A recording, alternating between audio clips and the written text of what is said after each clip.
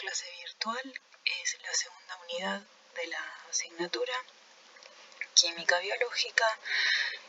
Hoy vamos a hablar de un tema muy importante que es del agua como compuesto, solvente y componente muy importante del organismo.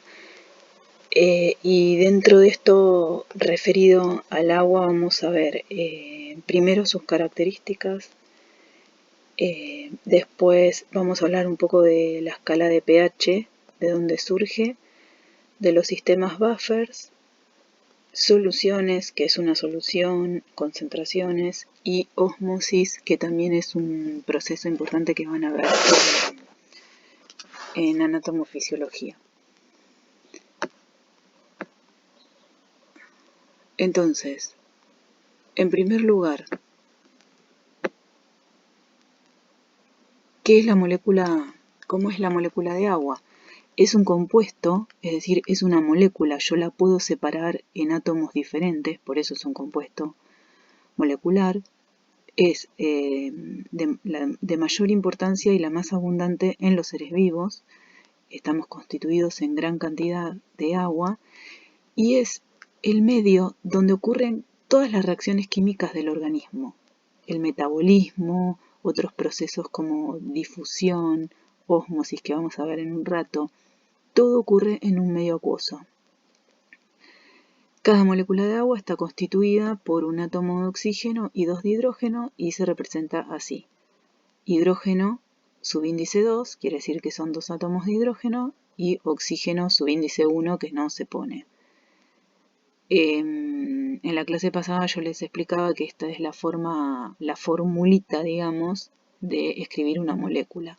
La cantidad, los átomos que la componen y como en subíndice la cantidad de cada uno dentro de esa molécula. Entonces el agua está formada por dos átomos de hidrógeno y uno de oxígeno. Tiene propiedades muy importantes que la hacen imprescindible para la vida.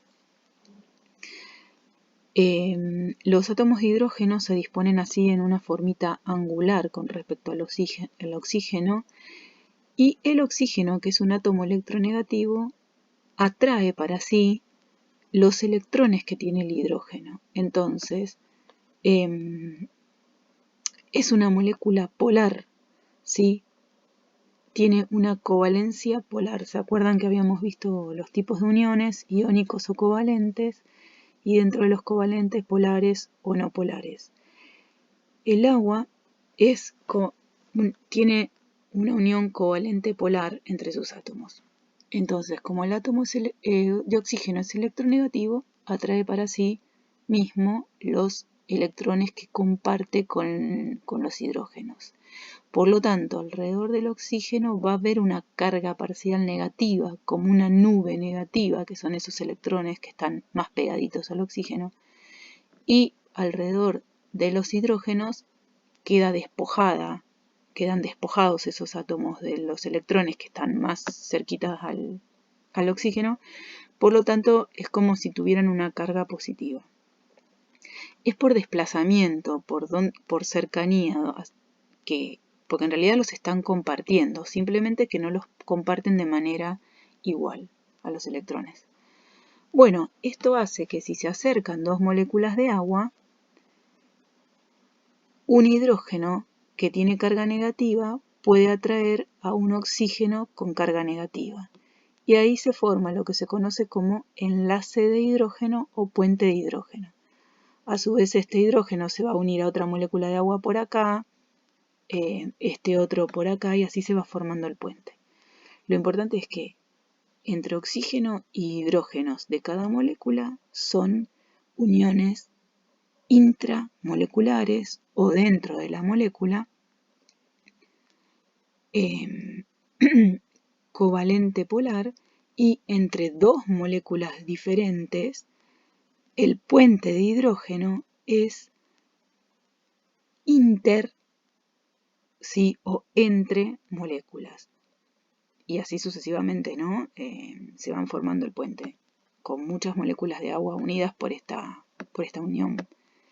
Acá tenemos cómo sería el puente de hidrógeno si esto es una molécula de agua con sus átomos de oxígeno y de hidrógeno, acá están representadas cómo se van uniendo entre sí las distintas moléculas de agua formando el puente. Esto le da muchas propiedades al agua como compuesto. En primer lugar, es buen solvente. Se dice que es un solvente casi universal. No es universal porque no todo se disuelve en agua, pero es buen solvente. O sea que muchas cosas se pueden disolver en agua. O sea, yo agrego ciertos compuestos a agua y al agua y se disuelven en él. Como si agrego azúcar al agua o sal al agua, lo vamos a ver que se disuelto. Entonces, buen solvente, ¿qué quiere decir? Su forma angular, esta formita que tiene el agua de formar un ángulo, y la distribución esa de cargas que les hablaba recién, hacen que la molécula pueda interactuar con otras moléculas próximas de otros compuestos.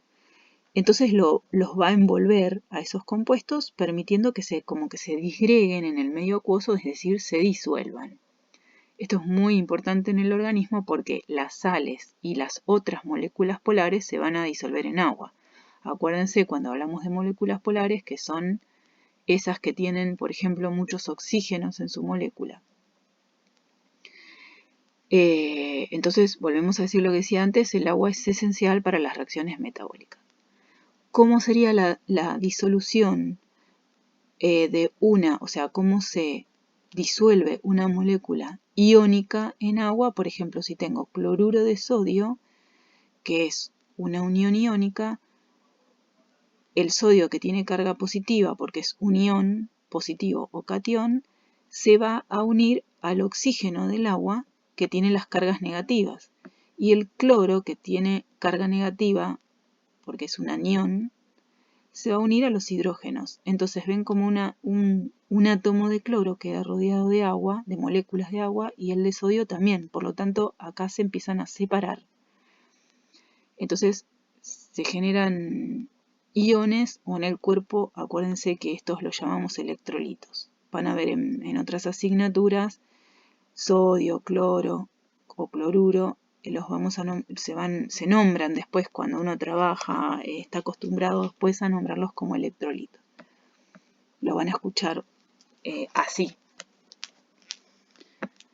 Entonces, si yo tengo, esto sería muchas moléculas de cloruro de sodio en agua, quedarían así disueltas. Entonces, cualquier compuesto inorgánico con uniones iónicas como las sales, cloruro de sodio, por ejemplo, se disuelven perfectamente en agua porque los electrones del cloruro de sodio son aceptados o cedidos por completo entre un átomo y otro. O sea, el sodio le cedía sus electrones al cloro. Y esto hace que se generen una diferencia de cargas y el agua rodea estos átomos por su lado opuesto, ¿sí? Bueno, ¿cómo se disuelve una molécula que es covalente polar? Las de recién dijimos iónicas. Para esto tienen que repasar bien la primera clase. Covalente polar, yo tengo muchas uniones covalentes entre los carbonos acá. Esta es una parte de una molécula de sacarosa, que es el azúcar de mesa. Está recortado porque es una molécula muy grande, pero si se fijan, acá entre los carbonos hay oxígenos e hidrógenos. Entonces, el oxígeno va a atraer hacia sí los electrones, dejando a este hidrógeno con carga positiva que se va a unir al oxígeno del agua. ¿Se entiende?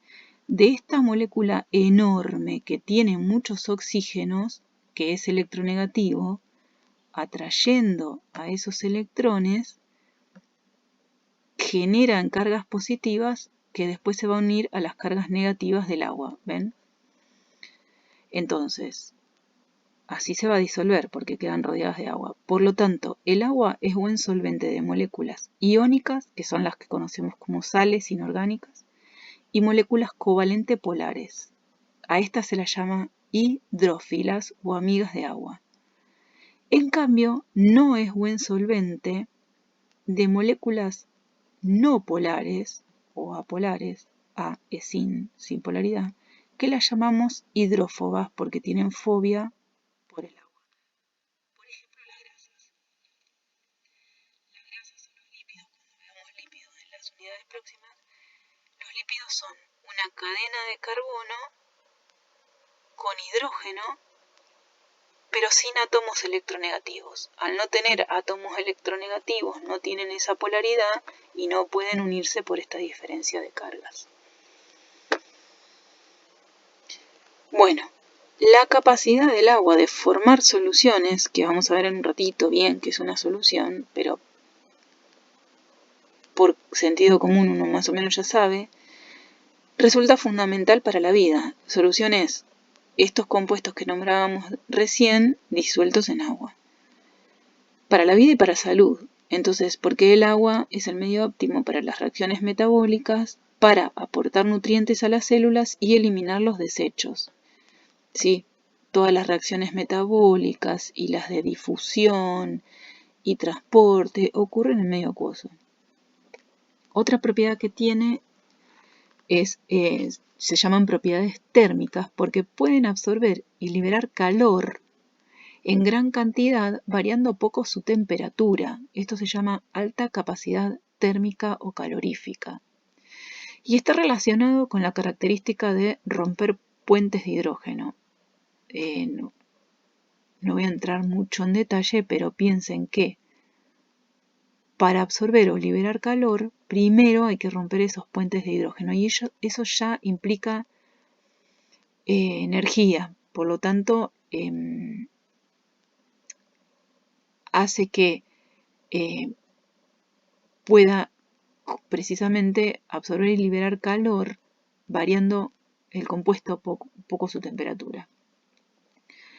Esto en el cuerpo es muy importante porque colabora con la homeostasis, o sea, el equilibrio del medio interno del cuerpo, porque tenemos mucha agua y eso reduce los cambios de temperatura que ocurrirían en el organismo, protegiendo a moléculas que son sensibles a la temperatura.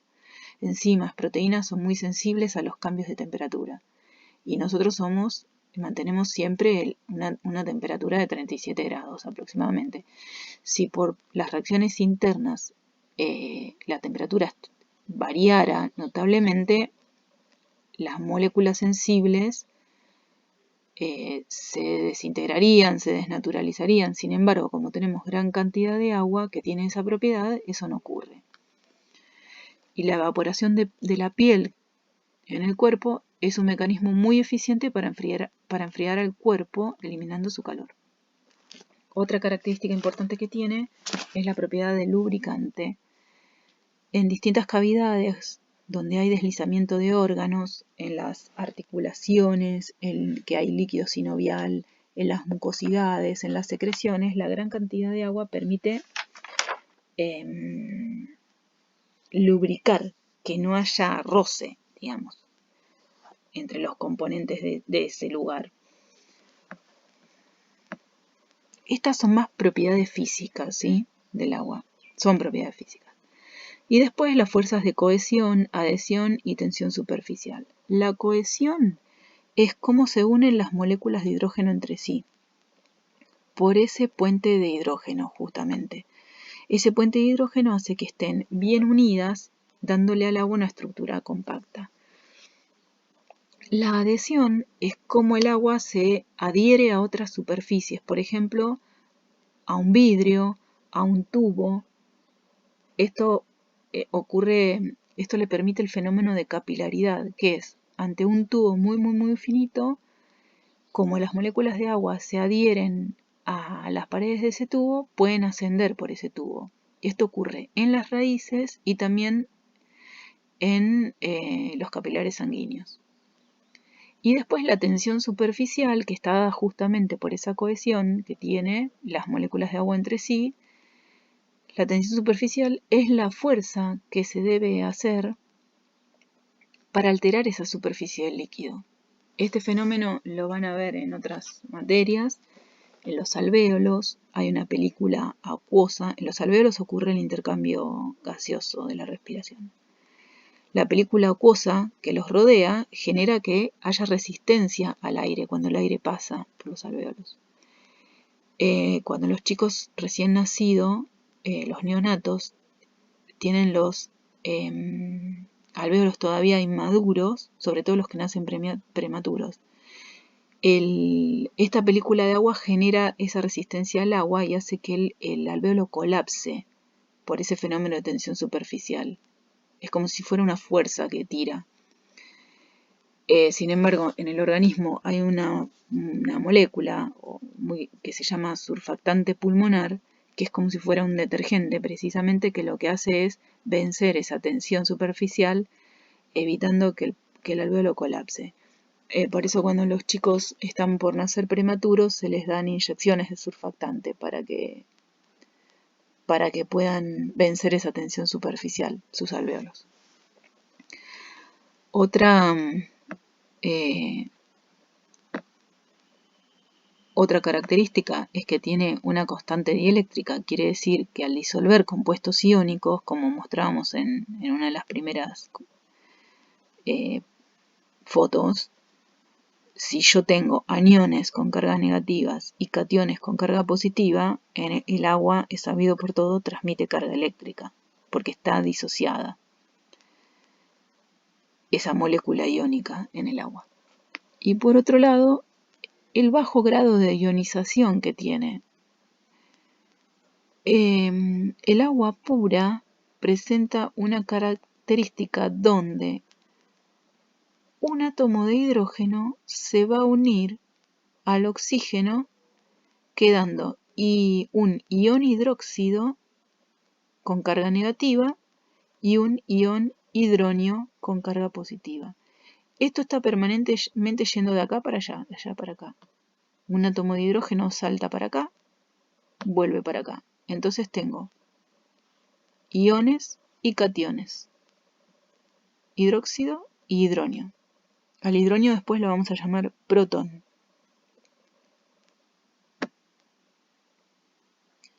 Justamente acá viene un concepto importante que es el concepto de pH. Como el agua está disociada en esos iones, a través de cálculos químicos que hizo un bioquímico ya hace mucho tiempo, se deduce, matemática pura, lo que vamos a llegar a tener es que el agua pura tiene una concentración de hidronios, de estos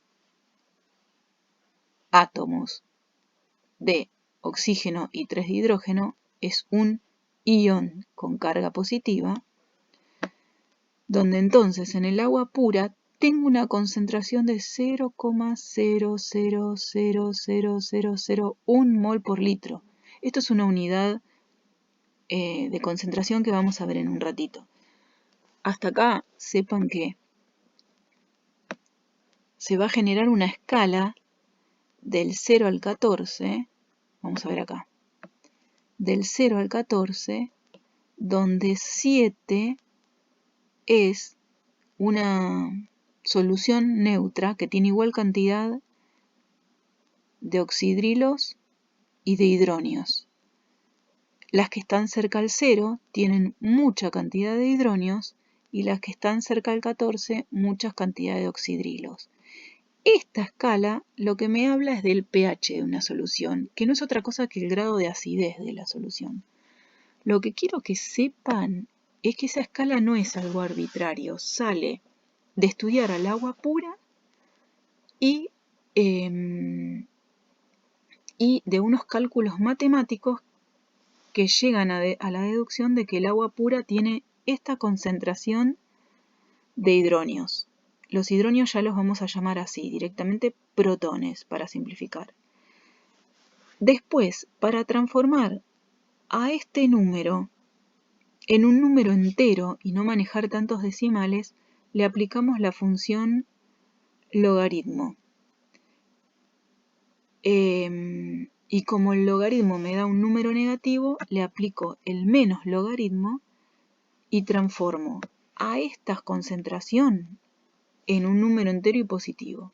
Es decir, que transformo este 0,000001 en 7. ¿Por qué? Tengo 10 a la menos 7, este número es lo mismo que decir 10 a la menos 7, o sea, 7 lugares antes del 1. Como esto es negativo, al aplicarle la función menos logaritmo, esto es matemática pura, ¿sí? Me queda el numerito 7. Y es la zona neutra de la escala, porque es el agua pura, ¿sí? Estaría acá. Entonces, cuando yo hable de un pH 1, tengo 0,1 concentración de protones. pH 2, 0,01 protón. Y así sucesivamente. Así se constituye la escala y donde yo me muevo de 2 a 1, estoy hablando de una unidad, me muevo en X por 10. Se ve 0,1, 0,01, o sea que pH 2 tiene 10 veces más concentración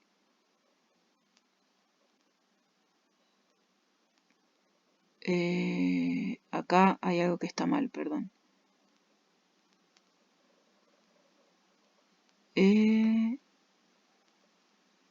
pH 2 tiene 10 veces más concentración que pH 1. Y pH 3, sí, está bien.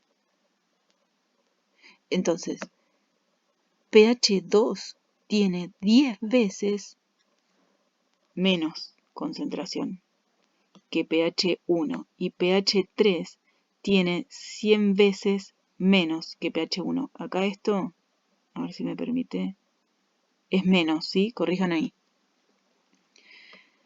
¿Por qué?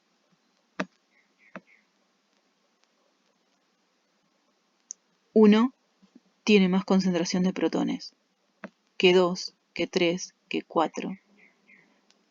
14 es el que menos concentración de protones tiene. Para simplificar, la escala de pH me define la acidez de una sustancia, una solución, mejor dicho. Y no es una escala arbitraria, que a alguien se le ocurrió, bueno, vamos a poner 0 a 14 y se me canta que acá el 7 es del neutro. No, sino que sale de esa deducción, que es esto, donde para el agua pura, a presión, temperatura normal, un átomo de hidrógeno salta al oxígeno de la molécula vecina y tengo entonces moléculas cargadas, hidróxido e hidronio. A través de un cálculo matemático se llega a deducir que cuando el agua está pura tengo 10 a la menos 7 cantidad de moles por litro, que es una concentración, no importa, de estos protones, y aplicando una función logaritmo y demás, defino la escala de pH. Corrijan ahí, no lo quiero corregir ahora porque tengo miedo que se me corte la grabación.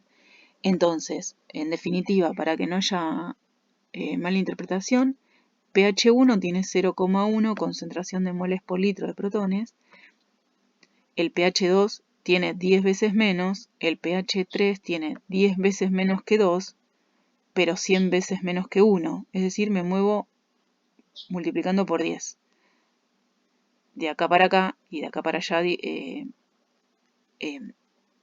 acá para acá dividiendo y de acá para allá multiplicando. En definitiva, 7 es el neutro, 7 es el neutro, de 0 a cerca de 7 es ácido y de cerca de 7 a 14 es muy básico. Las que están cerca al 7 serían ligeramente ácido o ligeramente básico. Entonces, si ven acá, por ejemplo, el ácido clorhídrico, que es el ácido más fuerte, está cerca de 0 casi. El vino, pH cerca de 4. La sangre, cerca de 7. Jabón, detergente, y hidróxido de sodio o lejía, que es la sustancia más alcalina, es bien cerca de 14. Entonces, Soluciones con pH menores a 7 son ácidas, pH menor a 7. Son ácidas, implican alta concentración molar de protones. Es una forma de definir concentración. Protones. Soluciones con pH 7 neutras, soluciones con pH mayores a 7, alcalinas o básicas, que quiere decir baja concentración de protones. Importante es que sepan que esta P que se escribe en minúscula al lado de la H que se escribe en mayúscula, esta P me está indicando que estoy aplicando la función menos logaritmo a esta concentración de protones para transformar esa cantidad decimal en un número entero. ¿Sí? Entonces, concentración molar de protones o moles de protones por litro es una forma de expresar la concentración, que es el ion con carga positiva que surge de la disociación parcial del agua, el hidronio. Para simplificar, ya no lo llamamos más hidronio, sino protones. Entonces, si yo voy a la escala, ustedes ahora miren la escala, ¿qué solución es más ácida? ¿El vino, el ácido clorhídrico o el agua mineral? ¿El vino, el ácido clorhídrico o el agua mineral? El vino, el ácido clorhídrico o el agua mineral. El ácido clorhídrico. ¿Por qué? Porque es la más cercana a cero, por lo tanto es la que tiene mayor cantidad de protones. Vean que cuando menor es el pH, mayor es la cantidad de protones y más ácida es la solución. ¿Cuál tiene menor cantidad de protones de esas tres? Ácido clorhídrico, vino o agua mineral. Piensen, el agua mineral, porque es la que está más cerca del pH neutro. Cuando me muevo para allá, aumenta el numerito de la escala de pH, pero baja la concentración de protones y baja la acidez. Cuando me muevo para allá, baja el numerito de la escala, pero aumenta la acidez y la cantidad o la concentración de protones. O sea que el numerito de la escala es inversamente proporcional a la cantidad de protones y la acidez. Repito, números altos, poco protones, poco ácido. Números bajos, muchos protones, muy ácidos. Bueno, números cercanos a 7, más bien neutros, pero si comparamos cuál es más ácido o cuál es menos ácido, tengo que ver el numerito de la escala. ¿Qué solución es la más alcalina? O básica, se dice alcalina en realidad. ¿La lejía, que es el hidróxido de sodio, o la sangre? ¿La sangre o el hidróxido de sodio? Estoy preguntándoles cuál es más ácida. Más alcalina, perdón. Más alcalina es lo contrario a ácida, por lo tanto, la lejía. O lo que es lo mismo decir, ¿cuál es más ácida? La sangre. ¿Cuál es más alcalina? La que es menos ácida, ¿sí? Parece un trabalengua, piénsenlo, mastíquenlo. O sea, acidez y alcalinidad son contrarios. Si se fijan en la escala, muy básico es cercano a 14. Ustedes piensen bien cómo está planteada la pregunta. ¿Mayor o menor acidez o mayor o menor alcalinidad? Si yo les pregunto ¿cuál es la más alcalina? Es lo mismo que decir cuál es la menos ácida. Y la menos ácida es la que tiene el número más alto de concentración de protones. Porque quiere decir que tiene pocos protones.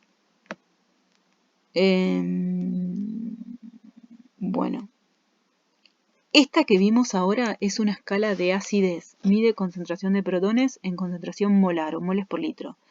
En los libros de química hay otras escalas que se refieren a la alcalinidad que tienen que ver con esa cantidad de hidróxidos que se libera pero nosotros vamos a hablar solo de la escala de acidez. La verdad que en química sí sirve para averiguar otras cosas esa escala, pero en cuanto a lo biológico o en el organismo nos referimos siempre a pH y escala de acidez.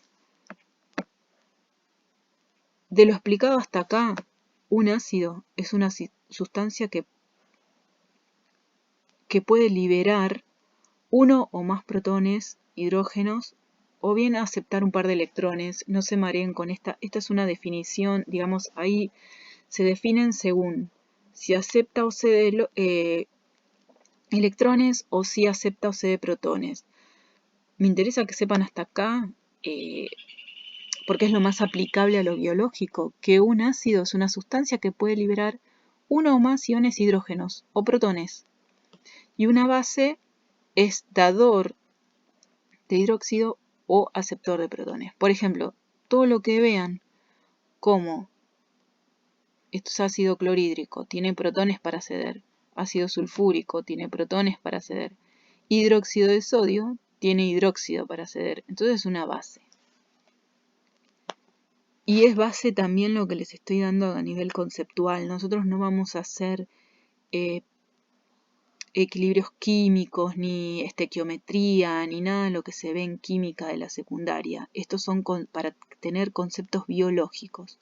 Una sal surge de una reacción entre un ácido y un hidróxido. Por ejemplo, si yo tengo ácido clorhídrico e hidróxido de sodio, como resultado de una neutralización entre el ácido y la base, tengo cloruro de sodio, que es sal, más agua. Eso es una reacción química.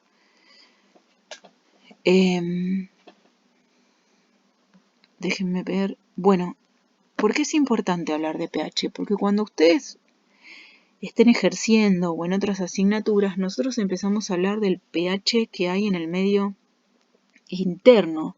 El medio interno tiene que ver con los líquidos que bañan las células de los tejidos, y ahí ocurren procesos metabólicos donde se van liberando ácidos o al contrario desechos que van cambiando el pH de la sangre. Pero importante es que sepan que el pH del medio interno se tienen que mantener en un rango muy estrecho, que es el que es compatible para la vida. ¿Sí? Por eso hay situaciones patológicas donde, por ejemplo, una persona puede aumentar su pH de la sangre o disminuirlo. Por ejemplo, no sé, los vómitos, intoxicaciones con ácido salicílico, con algunos medicamentos que producen un cambio de pH en el medio interno, y el organismo va a tratar de compensar eso. Cuando ustedes trabajen van a ver que a los pacientes se les pide estudios de laboratorio donde averiguamos el pH de ese medio interno. Ese pH del medio interno tiene que estar en valores de 7,35 a 7,45. Es un margen muy chiquitito donde situaciones que disminuyan ese pH, vamos a estar hablando de una acidosis en el paciente. El paciente tiene, digamos, su medio interno más ácido que lo que debería ser, hablando un poquito para hacerlo simple. Si tiene pH mayores a 7,45, vamos a hablar de una alcalosis, porque su medio interno está más alcalino de lo que tiene que ser. Esto es para mostrarles por qué es importante conocer esto, pues, para que no lo vean desde el aspecto de la química inorgánica, sino que esto tiene una aplicación en el organismo, una aplicación biológica. Bueno, por último, les quiero hablar brevemente de lo que es un sistema buffer. Sistema buffer se llama amortiguadores o tampones. Son soluciones que tienen la propiedad de aceptar el agregado de protones o hidróxido sin variar su pH. Estos componentes son muy importantes en el organismo porque, como resultado de ciertas situaciones, como les nombraba recién, se pueden producir cambios de pH y si decimos que tienen que estar en un rango muy estrecho, tienen que haber mecanismos que los puedan volver al pH normal, cercano a 7.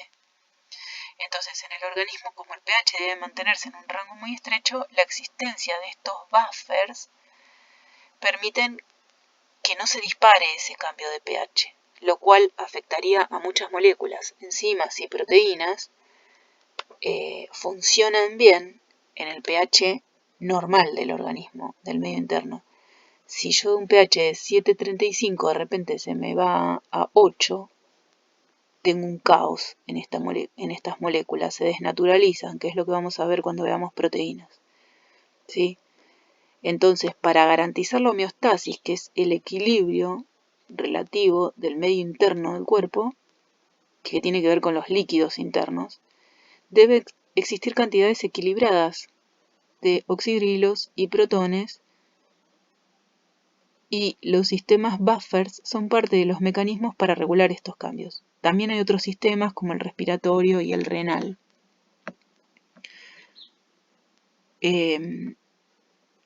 Hidróxidos, en realidad, hidróxidos e hidronios. Sí, hidróxidos, no oxidrilos, me equivoqué.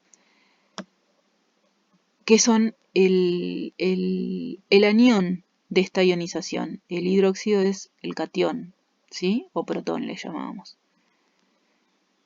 Esto lo van a ver en otra asignatura, creo que lo ven en médica. Yo simplemente se los estoy relacionando para que lo puedan entender y aplicar.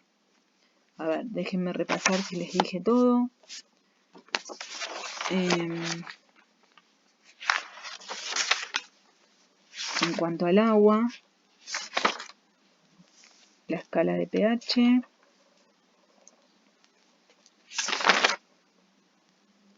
sistemas buffers. Bueno, algunos de los sistemas buffers que hay en el organismo están conformados por ejemplo, el ácido carbónico y el bicarbonato, el fosfato, algunas proteínas y la hemoglobina cumplen funciones buffers, porque son sustancias que pueden, por cómo están compuestas esas moléculas, aceptar o liberar o protones o hidroxilos al medio, tendiendo a que ese pH de ese medio interno siempre esté cercano al 7,35, 7,45. Bueno, acá cerramos la primera parte, que es escala de pH, lo que es un ácido y una base o un álcali, y los buffers. Principalmente de acá, entender bien cómo es la molécula de agua, las características que tiene, qué es un puente de hidrógeno y por qué puede disolver a un componente o un compuesto, digamos, inorgánico como una sal y a un componente orgánico polar como puede ser, por ejemplo, la sacarosa, porque tiene muchos oxígenos en su molécula. Las propiedades físicas son a modo descriptiva, la que más me interesa es esta, el grado de ionización, que es que el agua pura en condiciones de temperatura y presión normal está levemente ionizada en un hidróxido y un hidronio que ya lo llamamos protón. Entonces hay cargas y este equilibrio va de acá para allá todo el tiempo. A través de deducciones y conceptos matemáticos en los que no vamos a entrar en detalle, esta cuenta lleva a una deducción matemática por la cual yo deduzco que el agua neutra es el agua pura y neutra, tiene pH 7, le aplico todos esos artilugios matemáticos, transformo este número decimal en un número entero y logro la escala de pH. Eso para que sepan que no sale de la galera. Llego a la escala de pH, estoy hablando de escala de pH, o sea, de concentración de protones. Esta P indica que a la concentración de protones le estoy aplicando una función matemática para tener un número entero y positivo, ¿sí? Entonces tengo 7 neutro, todo de acá para acá va a ser ácido y de acá para acá va a ser alcalino o básico. Los extremos son los más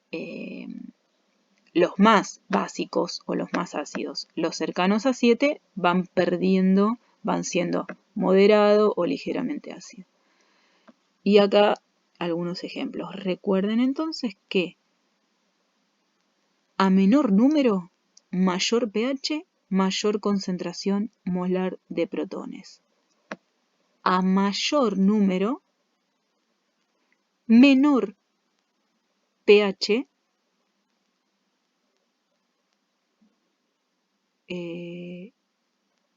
perdón, me equivoqué.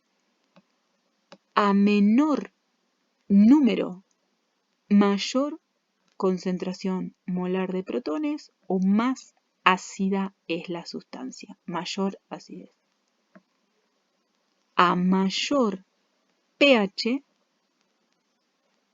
menor concentración molar de protones, menor acidez o mayor alcalinidad, ¿sí? Alcalino o básico, ácido. Bueno, acá está. Bueno, sí, acuérdense que cuando yo me voy moviendo en un punto en la escala, es como multiplicar por 10 esa concentración molar de protones, ¿sí? De acá para acá, multiplico por 10, y de acá para acá sería como dividir por 10, porque voy bajando la concentración. En definitiva, no es que van a tener que sacar ninguna cuenta, sino que de acá a acá aumenta mucho esa concentración. De acá para acá, aumenta mucho esa concentración de protones. No es que aumenta un punto. Hay mucha más cantidad de protones en la solución. Y de acá para acá disminuye mucho. Por más que sea un punto en la escala, disminuye mucho en la concentración real. Porque yo en la escala estoy haciendo números enteros, pero que vienen de esa cuenta decimal.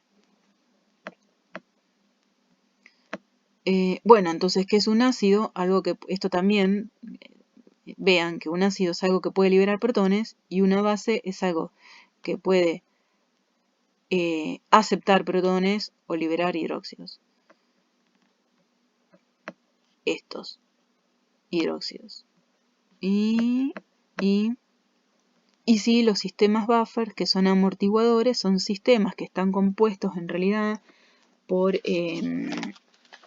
se llaman, en realidad es medio complicado, es muy ligero lo que les voy a decir, pero son lo que se llama es un par de ácido-base conjugado que actúan como dador, aceptor de electrones, entre ellos, por ejemplo, el buffer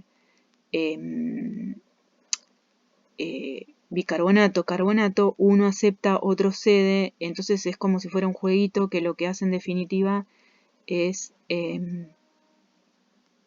mantener ese pH en el punto estrecho que necesita el organismo para la vida. Porque todas las reacciones químicas que ocurren ahí necesitan un pH relativamente constante, pero como ocurren reacciones químicas donde se están liberando todo el tiempo protones o aceptando protones, ese pH variaría si no existieran los sistemas buffers. Bueno, cerramos con este video la primera parte que hablábamos entonces de la molécula de agua, propiedades, de la escala de pH, que es un ácido, que es un álcali o una base, y que son los buffers.